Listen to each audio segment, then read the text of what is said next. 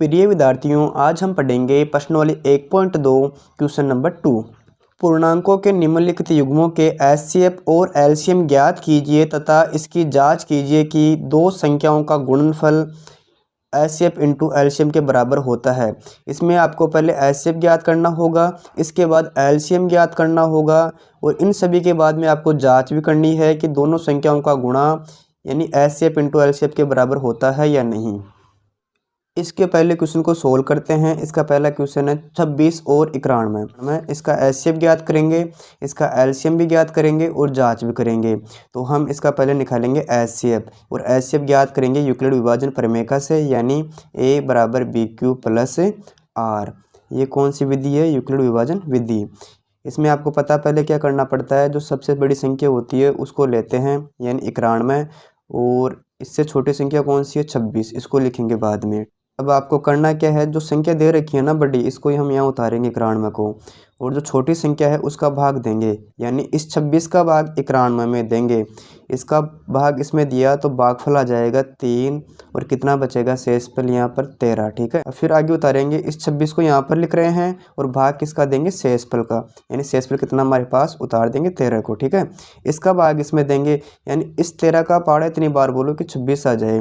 13 दूना 26 और कितना आएगा? शेषफल 0। ठीक है, यानी आपको शेषफल भी कितना लाना था? 0 तो लाना था। तो आपका आंसर हो गया भाजक के रूप में, और भाजक कितना है इसमें? 13, यानी एचसीएफ कितना आगे निकल कर 13 है। अब ज्ञात करेंगे एलसीएम, और एलसीएम कैसे ज्ञात करते हैं आपको पता है, ए इंटू बी बटा एचसीएफ, यानी इसमें ए का मान और बी का मान कौन सा है? यानी ए का मान जो पहली संख्या है उसको मान लेते हैं 26 को, और बी का मान कितना हो जाएगा? 91, और एचसीएफ का मान हमारे पास कितना है उसको उतार लो। एचसीएफ का मान हमारे पास है 13। इन दोनों को गुणा कर लेना है, इसका भाग दे लेना, आंसर आ जाएगा। और यदि आपकी इच्छा इतना बड़ा नहीं करने की है तो इस 13 का भाग 26 में जा रहा है कितनी बार? 2 बार। अब कितना बचा? 2 इंटू 91, यानी 2 को 91 से गुणा करेंगे तो हमें प्राप्त हो जाएगा 182। इस प्रकार इसका एलसीएम कितना हो जाएगा? 182। इसकी जांच भी कर लेते हैं, यानी जांच करने के लिए क्वेश्चन क्या बोला था?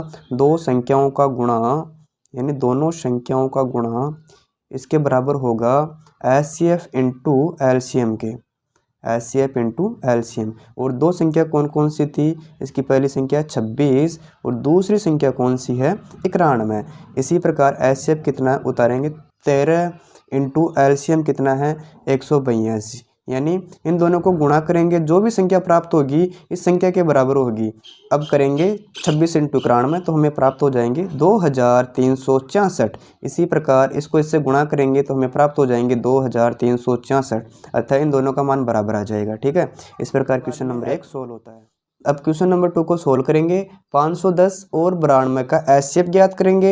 एचसीएफ ज्ञात करने के बाद में हम ज्ञात करेंगे एलसीएम, और एलसीएम ज्ञात करने के बाद में जांच भी करेंगे। यानी इसका पहले ज्ञात करेंगे एचसीएफ, और कौन सी विधि से? यूक्लिड विभाजन विधि से, यानी ए बराबर बी क्यू प्लस आर। इसमें बड़ी संख्या कौन सी उसको उतार लो पहले। 510 बड़ी है और छोटी संख्या कौन सी है? 92। ठीक है, अब करना क्या है, यानी बड़ी संख्या में छोटी संख्या का भाग देना है, यानी 510 में किसका भाग दोगे आप? 92 का। इसका भाग इसमें दोगे तो भागफल कितना आ जाएगा? 5, और कितना आएगा? शेषफल 50। इतना करने के बाद में यानी आपने जिसका भाग दिया था 92 का उसको उतार लेंगे 92, और अब किसका भाग दोगे? अब भाग देना शेषफल का, यानी शेषफल कितना है? 50। इस 50 का भाग देंगे 92, तो कितनी बार गया? एक बार। कितना बचेगा? शेषफल 42। ठीक है, अब फिर इसी प्रकार इस 50 को उतारेंगे और भाग किसका देंगे? जो शेषफल अपना है, यानी शेषफल कितना आ गया हमारे पास? 42। इस 42 का भाग देंगे 50 में, कितनी बार गया? 42 एकम 42। कितना बचेगा? शेषफल 8। ठीक है, अब क्या करना है, फिर इस 42 को उतारना है और भाग किसका देंगे? शेषफल का, यानी 8 का।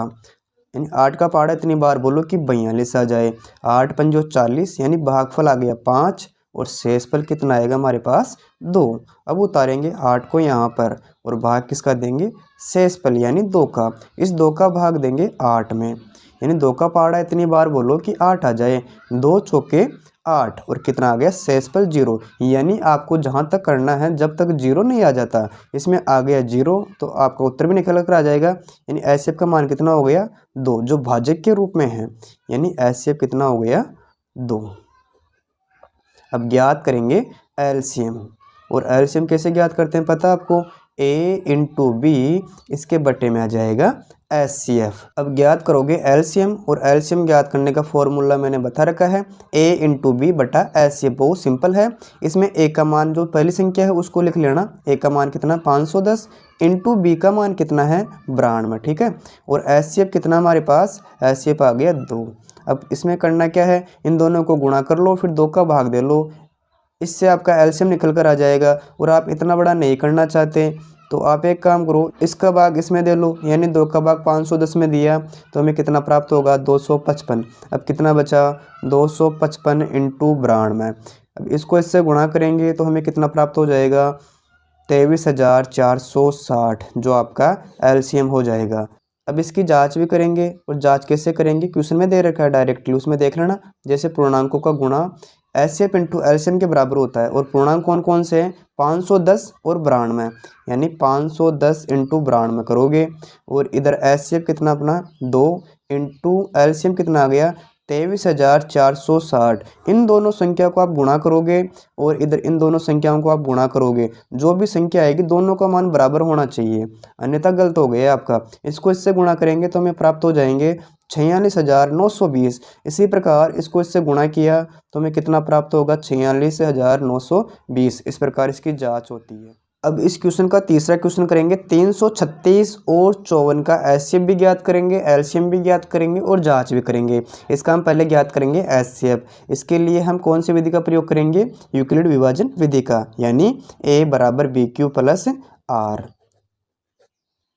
इसमें सभी को पता है क्या करते हैं पहले, यानी जो संख्या बड़ी होती है उसको लिखते हैं, और जो संख्या छोटी होती है उसको बाद में लिखते हैं। यानी इस बड़ी संख्या में किसका भाग दोगे, जो छोटी संख्या है अर्थात 54 का। इस 54 का भाग देंगे 336 में तो कितना आ गया, भागफल भाग देने पर 6, कितना बचेगा शेषफल 12। आप एक काम करना, इस 54 का भाग 336 में साइड में देकर देख लेना, ठीक है। अब फिर क्या करेंगे, इस 54 को यहाँ उतारेंगे, जो भाजक था पहले उसको हम यहाँ उतार लेंगे, और कितना आया था शेषफल 12, इसका भाग देंगे। यानी इस 12 का पहाड़ा इतनी बार बोलो कि 54 आ जाए। जैसे 12 चौक 48, यानी भागफल आ गया 4, और कितना बचेगा शेषफल 6, उतार दिया मैंने। फिर इस 12 को यहाँ पर उतारेंगे और किसका भाग देंगे, शेषफल का, यानी इस 6 का भाग देंगे। इस 6 का पहाड़ा इतनी बार बोलो कि 12 आ जाए, यानी 6 इंटू 2 करते हैं 12 आता है, और कितना आ जाएगा शेषफल 0। और मैंने आपको बता रखा है कि जब तक 0 नहीं आता तब तक ऐसी प्रक्रिया अपनाते रहना है। इसमें आ गया 0, इसका अर्थ हुआ आपका आंसर आ गया 6, यानी भाज्य कितना है इसमें 6, अतः एचसीएफ कितना आ गया 6। अब ज्ञात करेंगे एलसीएम, और एलसीएम कैसे ज्ञात करते हैं सभी को पता है, a इंटू बी इसके बटे में आ जाएगा एचसीएफ। ये छोटा सा फॉर्मूला है, इसको याद भी कर लेना। यानी इसमें a का मान आप क्या मानोगे, जो क्वेश्चन में दे रखा है 336 इंटू, और b का मान क्या मानोगे 54। 336 इंटू 54 इसके बटे में एचसीएफ, और एचसीएफ का मान कितना अपने पास 6। अब क्या करेंगे, इस 6 का भाग 54 में जा रहा है क्या, 9 आ गया, ठीक है। अब कितना बचा 336 इंटू 9, इसको इससे गुणा कर लेते हैं तो हमें प्राप्त हो जाएगा 3024। ये आपका एलसीएम आ जाएगा।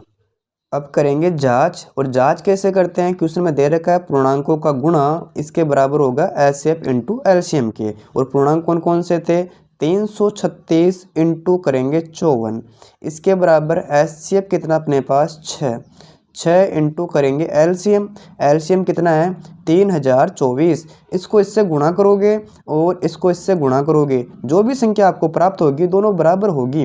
देखते हैं, देखें, इसको इससे मल्टीप्लाई किया तो हमें प्राप्त हो गया 18,144। इसी प्रकार इसको इससे गुणा किया तो हमें प्राप्त होगा 18,144, ठीक है। इस प्रकार ये दोनों बराबर है, अतः अपना सही है।